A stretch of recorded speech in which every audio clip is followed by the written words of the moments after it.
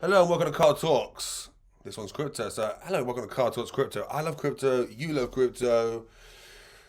Whew. Yeah, as you know, this is why we're all here in the beginning. All the videos are crypto basically, so far, aren't they? But yeah, of course, I know what I'm talking about. Theory, though, is always easier than the execution, and also, yeah. But let's talk about some. It never gets boring. That's why I'm very excited to talk about this topic. Second time doing it. You know how I hate re-recording videos. Keep it organic. But no, this before we start, look at the market. It's in the green. Not financial advice. If you're new to crypto, ignore everything apart from Bitcoin to your researching. Everything else is technically gambling, right? And even then, any investment is gambling. Is it halal or haram? Check out one of my videos. I'd like to have a chat with a few more people about that as well. Very loose area that is. But no, fear is number 23. It's gone up. It was 22. So even though you may see a green market, technically the fear is there. Good sign. Altcoin season? No, it's not. Bitcoin season. And thank you for CoinMarketCap buying out most of the competition.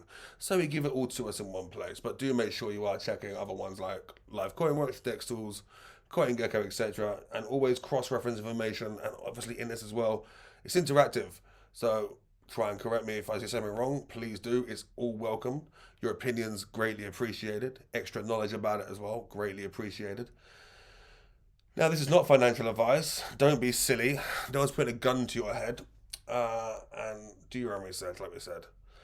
But yeah, the reason why it's not financial advice is mainly because we will be taking advice from a king farmer. Okay? So, there are no gurus, only cycles. Yeah, we're going to have a look at the psychology of the market. Absolutely love this. Talk about it all the time. Definitely going to change that when we do it. And yeah, we're going to look at, well, we were going to look at the moon, but the video is just going to get too long. So we're not looking at the moon today. There we go. That should be better. Okay. So yeah, if you have seen anything which might link what we're about to talk about to Mars and the moon, etc., then please drop below. But yeah, we can always make stats and TA do and say what we want, right? Never trust the lines, as they say, especially in crypto where the market cap is still a drop in the ocean compared to the stock market, which obviously leaves a lot of room for manipulation. And even what I'm about to say now, for example, when influencers say, oh, the market's going to go down, I'm selling. And all the influencers say that. So all their followers do that. Does that actually cause the crash in itself? For example, Luna, I do personally believe, oh wow, Ethereum's just shot up in the last 24 hours. But yeah, the Luna crash, for example, there is a good theory that I quite like, many discussions about it, where essentially, because it was a lot of degens and retail who pushed that coin, the situation that happened would have still been bad. Everyone might have gone from $100 down to $50 for the price or whatever it was. However, if they would have held and put up with it, it could have recovered. But if you can find me somebody who can control somebody selling or not, then you have a golden egg, and I will buy said golden egg off you. So yeah, that's why we're looking at a theory today, and obviously people use wars as an excuse. Yeah, just an excuse to have to sell without being caught. Blockchain might be traceable, but you never know how many wallets or who owns them, etc. That's why you can't go down the rabbit hole with just one bit of evidence, which just makes it very exciting. Yeah, and the same with psychology of the market, looking at a version like this and looking at a version like this, and the same as TA, using this inside a smaller gap, which we'll come to as well. So here we go. We're going to take advice from a farmer. And this has interested me for about 3 years now when it was first brought to my attention. Last 2 years, a lot of chat on it. Now, just so you know, I will put the link to this and to this below. Periods when to make money. Looks like a crystal bitch's wet dream.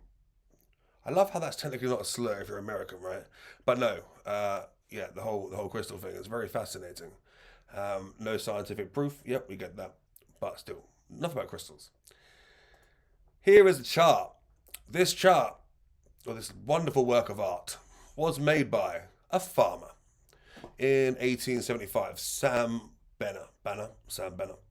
Samuel Benner. And basically, stock market essentially has existed since 1611 with the East India Trading Company, Dutch, by the way. And ever since then, we have seen what he noticed a pattern. And this was 1875 in the 19th century. And basically, he saw a pattern of good times, bad times, etc. Now, this was without many studies done on psychology of stuff like this. However, it was psychology of history and the masses. And he predicted, it's like it's 54-year cycle, this one. And he did many great predictions based on this and how it works. Now, when it was first brought to me, it was, oh my gosh, this is definitely correct. Um, it's definitely correct, right? Except for he was wrong like this one or two times. I'm like, okay. So what you're telling me is I was a virgin once. Wicked. Not really quite the same, is it? So no, it's not foolproof. And what's interesting is actually the reason why this got so much attention as well is because he was accurate about 1945, the .com and the COVID, right? He was wrong about 1965 and 1999. Technically, people say he was only wrong once for this period from essentially, the Wall Street crash, because the 1999 one, it was a little bit out. Essentially, it was like a year out, year or two out, and the 1965 one was a lot greater. However, if you're trying to call the top and call the bottom, man, you must be Alex Becker. It's so if you're calling the top and the bottom, unless you're doing it every single trade, and you're doing maybe insider trading, you might just be lucky. You know what I mean? And it's how long do you want to ride that wave? Taking profits is always the best way, with institutions getting in with mass adoption. If you're retail like me, what we should be doing is holding our coins and taking and selling to get money from the banks. Of course, that's not human nature, not human psychology, and we are like sheep. So that's why that unfortunately can't happen. 2021, we had such an opportunity to fight, but no. So what this chart does, it essentially says, look, times in which panics have occurred. 1927, Wall Street crash. 1945, well, obviously like, not exact timestamps. 1935, 53. And then here we are, years of good times with high prices. 26, 35, 45. So after the war, just before the war. That's around the Olympics, wasn't it, where Germany held them. 53, little bit wrong there. 72, sorry, not 72, 62, 80, 99, little bit out, .com bubble. 2016, yep, as we're going up there, it was obviously 2017 was the height for crypto, which was about here. 2026, you've heard me talk about it so many times, and I'm so glad to finally get this video out, just to really try and put all the information together. But yeah, I think we do have a 2026 top, which is why the bull run might have started now. But what's really interesting is we're in the Web3 space, the wild, wild web.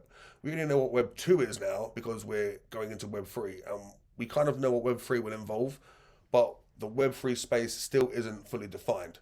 And that's why it's actually quite exciting because we'll know what Web3 is when we get to Web4. Maybe they'll call it WebX. I don't know. You want to say that for something good, right? But no, you understand what I mean. So it's always good to look in hindsight. Captain Hindsight strikes again.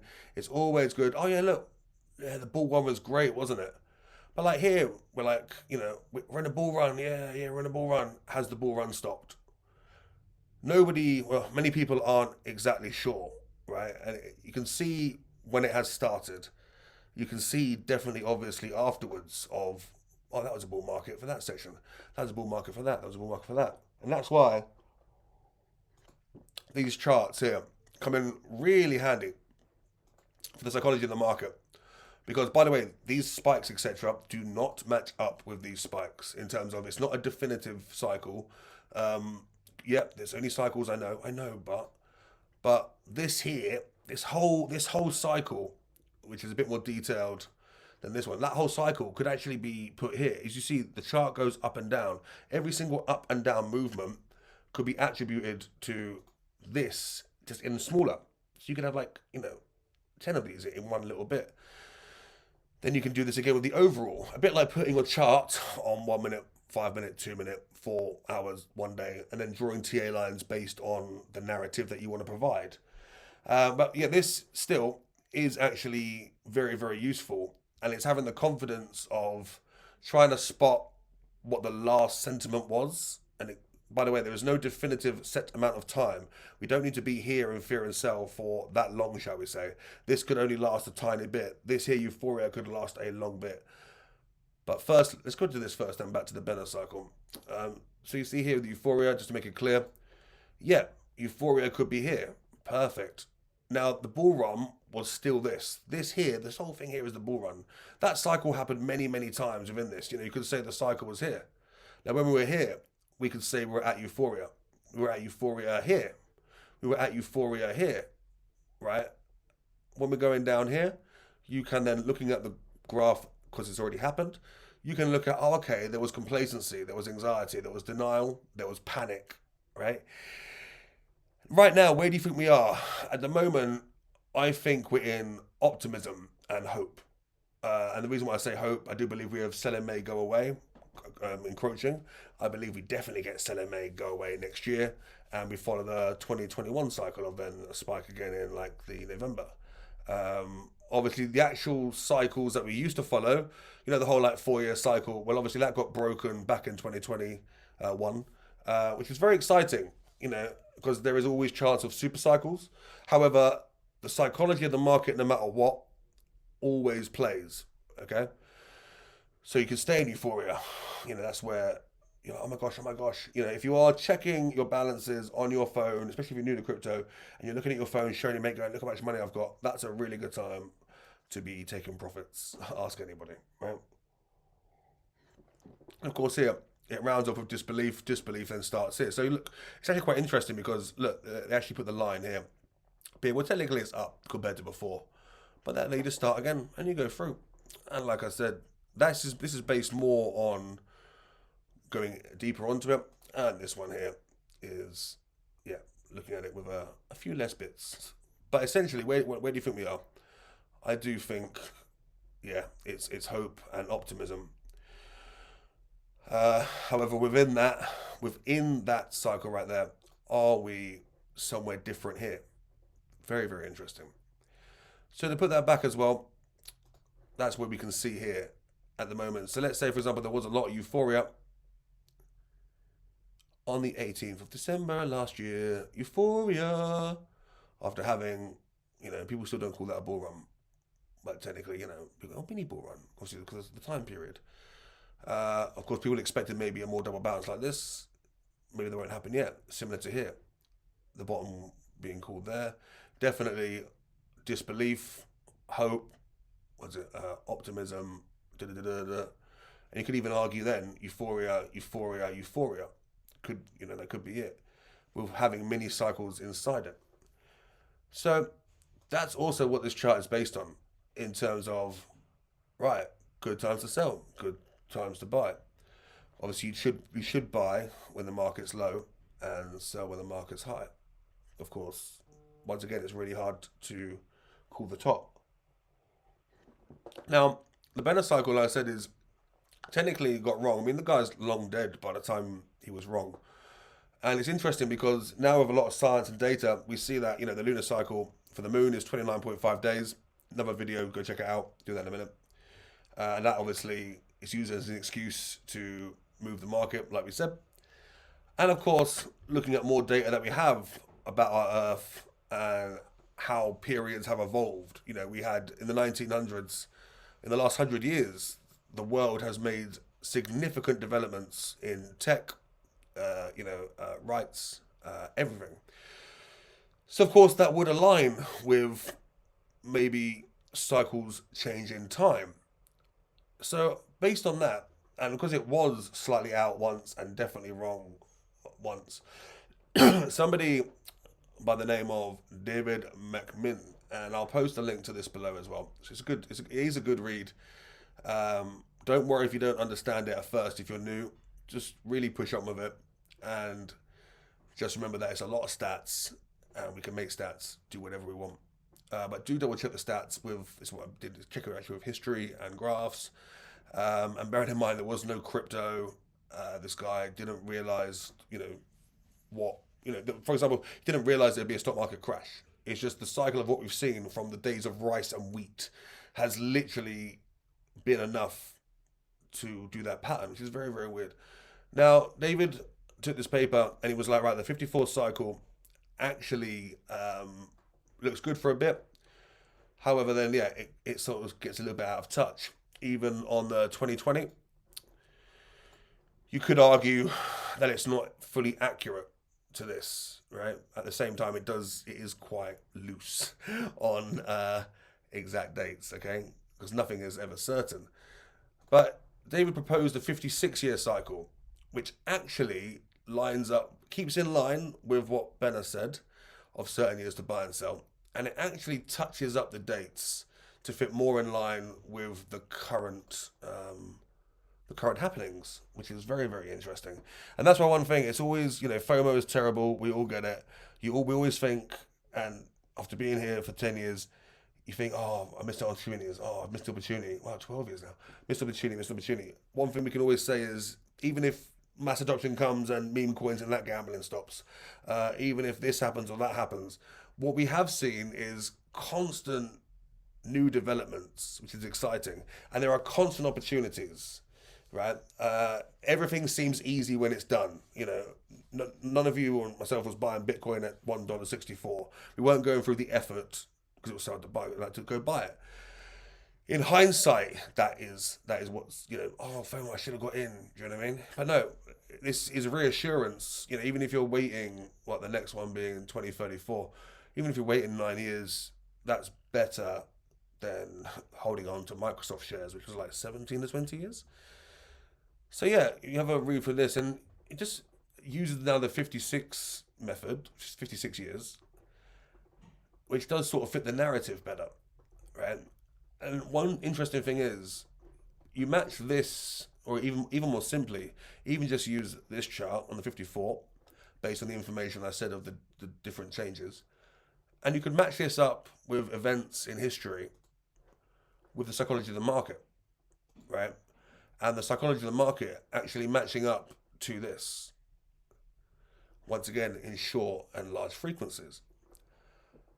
Really interesting now, isn't it? At least for me it is, because, all right, we've got lots of data now that we can start cross-checking to see is someone calling it bullshit. And we can see that as well from, here we are, from here. So, for example, right, the top here was 2017. And once again, no one knew crypto was going to be there. 2017. Awesome. So that's 2016 there. So the top for crypto was, and even if you're hitting here, you're still going to be up because if you were buying on the low. And the next top here, even with this, is thinking 2019 on the top. And that actually fits in with this. Wow. Now, even though the significance doesn't look as impressive for a massive spike, it still fit the narrative of buy and sell and fit the narrative of the psychology. Now, let's go for this one. 2021, 2021, which would then follow even on this cycle here, 2021 just after 2019, so we're looking about down here. Lowest being 2023, okay? So lowest being 2023, we are looking at, there you go, the bottom was January 2023. Disgusting, right? Setting up for this. So yeah, this is one thing that's supposed to actually give you hope.